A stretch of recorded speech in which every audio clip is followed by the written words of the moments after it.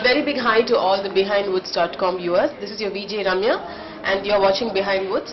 என் பக்கத்துல வந்து ஒரு கிளாசி ஃபிலிம் மேக்கர் இருக்காரு, ஒரு கிளாசி பர்சனாலிட்டி இருக்காரு. இவரை பத்தி சொல்லணும்னா தமிழ் சினிமாவோட கிங் ஆஃப் ரொமான்ஸ் அப்படின்னு கூட சொல்லலாம். Let's say hi to mister Gautham Vasudev Menon.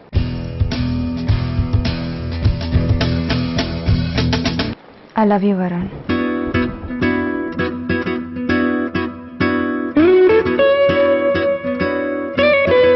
அப்புறம் வாழ்க்கையில முதல் தடவை ஒரு ரெட் சிக்னல்ல டிராஃபிக் ஜாம்ல வெயிட் பண்ண எனக்கு பிடிச்சிருக்கு. சாய்ந்து சாய்ந்து நீ பார்க்கும் போது அடடா வருண் எப்படி இருந்தமோ அப்படி இருக்கணும் எனக்கு. சேர்ந்து சேர்ந்து நிழல் போகும் போது அடடா.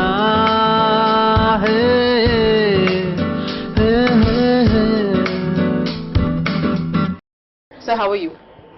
நிறைய பேர் கோச் போறாங்க, நீங்க மாதிரி சொன்னீங்கன்னா பிரச்சனை போகுது. நான் அந்த மாதிரிலாம் சொல்லுங்க, அவங்க தான் சொன்னாங்க. இல்ல, I'm sure everybody will agree with me. உங்களோட படங்கள் ஸ்டார்டிங் ஃப்ரம் மின்னலே டு நீதானே என் பொன் வசந்தம், எந்த ஒரு படம் எடுத்துட்டாலும் வந்து அதுல அந்த ரொமான்ஸ் பாட்டுக்கு வந்து நீங்க நிறைய இம்பார்ட்டன்ஸ் கொடுப்பீங்க. அது வந்து தனியா தெரியும் உங்களோட படங்கள்ல. Why is it so? உங்களை பொறுத்த வரைக்கும் வந்து லவ்னா என்ன, அண்ட் லவ் வந்து நீங்க எந்த அளவுக்கு லவ் பண்றீங்க? இல்ல, அந்த அளவுக்கு லவ் பண்ணிட்டு லவ்னா என்ன அப்படின்னு தெரிஞ்சுக்கலாம் நான் படம் பண்ணல. பட் இந்த மாதிரி இருந்தா நல்லா இருக்கும் அப்படின்னு நினைச்சு தான் பண்றேன். நீங்க மின்னலே வேற என்ன பண்ண சொன்னீங்க? மின்னலையில இருந்து நீதானே என் பொன் வசந்தம் இருக்கும். நீதானே பார்க்காமலே சொல்றீங்க. நீங்க அந்த அளவுக்கு லவ் என் படத்துல உங்களுக்கு பிடிச்சிருந்ததுன்னா, இது நான் ப்ரமோஷனுக்காக சொல்ல, நீங்க நீதானே பாத்தீங்கன்னா நீங்க காலி ஆயிடுவீங்க. Oh, you saying this is one of the best of all your love films அப்படின்னு சொல்றீங்க? Absolutely.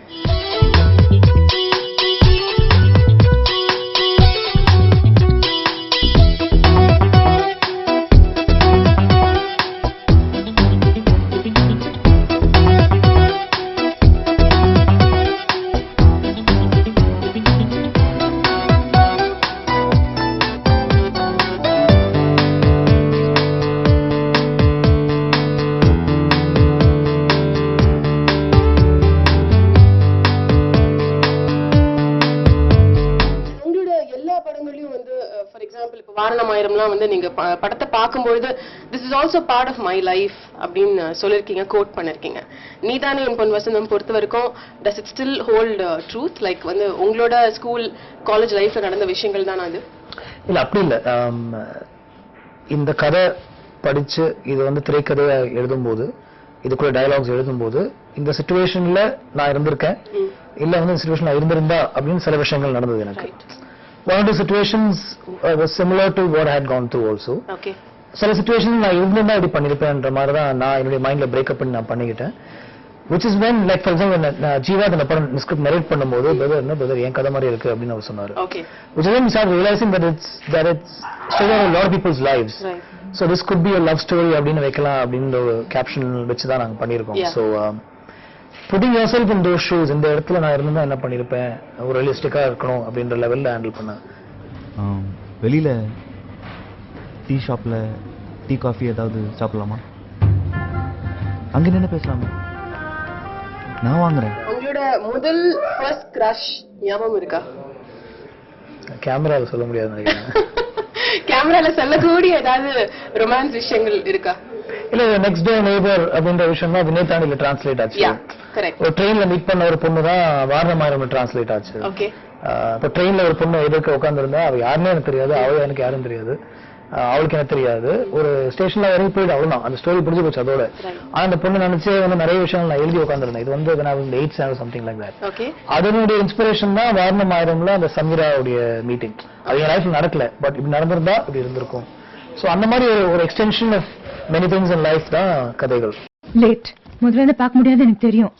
அடிச்சு புடிச்சு ஓடி வரேன் உனக்காக தான். எனக்காகன்னு சொல்லாத. சும்மா இருக்கிறியா? படம் பார்க்கணும். இன்னொன்னு தான் பார்க்கணும். பாப்கார்ன் சத்தம் போடாம சாப்பிடு.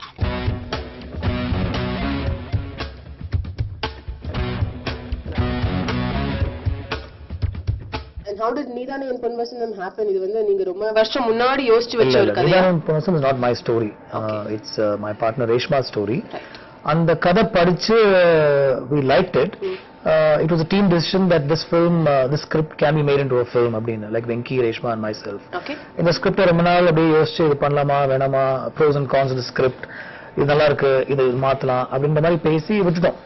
அதுக்கப்புறம் actually it's quite interesting story. இது வந்து தெலுங்குல வந்து ராம் பண்ண வேண்டிய படம் ஆக்சுவலி. ஸோ ராம் சைட்ல இருந்து கதை வேற சொல்லுங்கன்னு சொன்னப்போ we sent this as an email. Okay. அவங்க வந்து ரொம்ப ஃபேவரா ரெஸ்பாண்ட் பண்ணாங்க. இட்ஸ் பிரில்லியன்ட், ரொம்ப நல்லா இருக்கு, we'll do this film அப்படின்ட்டு. Then we sort of re-looked at the script. ஓ தெலுங்குல வந்து பிடிச்சிருக்குன்னா கண்டிப்பா இது இன்ட்ரெஸ்டிங்கா இருக்கும்னு நினைக்கிறேன்னு சொல்லிட்டு we looked at the script again. Okay. And then I got into it and then we wrote the dialogues for the Tamil version and we brought Jeeva into it. By which time Ram didn't want to do the film, so Nani stepped in and that's how the film came around. Okay. So அவங்களுடைய கதையை வந்து நான் வந்து என்னுடைய ஸ்டைல treat பண்ணி அதுல என்னுடைய ஸ்டைல ஒரு திரைக்கதை அமைச்சு அதுக்கு டயலாக்ஸ் எழுதி ஒர்க் பண்ணிருக்கேன் நான். Okay. நான் உன்னை புரிஞ்ச அளவுக்கு நீ வருண், உனக்கு என்ன எவ்வளவு நல்லா தெரியும் வருண்? நல்லாவே தெரியும் நித்யா.